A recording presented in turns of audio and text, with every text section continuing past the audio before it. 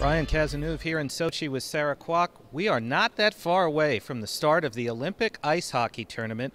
Team USA has put together a pretty good roster.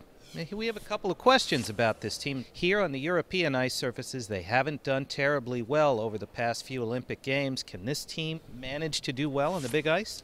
Well, I think that was something that the management team did take into consideration very much in assembling Team USA. What they did was pick a strong group of mobile defensemen who are young and can move the puck and move their feet. So they won't be crashing and banging because there isn't enough space there. You're looking at a much more wide open game.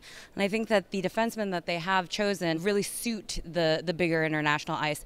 Not only that, up front, they've picked a lot of speedy forwards, shifty guys, maybe not the biggest, but guys who can make a lot of plays and move the puck around a lot. If you're looking at their line so far, they seem to have spread the wealth a little bit. I mean, what are your thoughts on that? Yeah, it's interesting. If you look at some of the line combinations that other teams have put together, the Russians and the Canadians, they seem to have front-loaded their lines.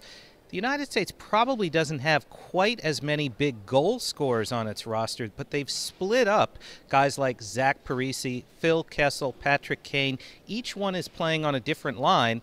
And right now, the top U.S. line is Kessel with Joe Pavelski centering for James Van Riemsdyk. That's a good line. It's certainly a balanced line. It isn't the kind of line that strikes fear into people. I think perhaps more than any other team, we're going to see the United States actually try to roll four lines. But here's another interesting thing, though. You never win an Olympic Games without great goaltending, do you? I mean, that's been the history of virtually every Olympics. The United States has already announced that Jonathan Kwak will be the starter in the first game against Slovakia.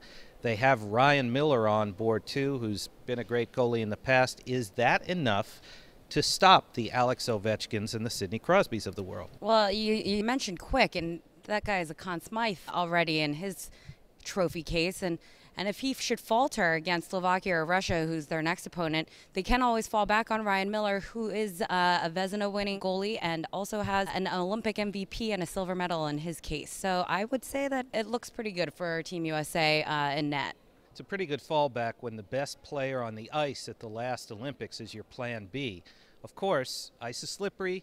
They have to put it together. And there's some great teams out there in this tournament.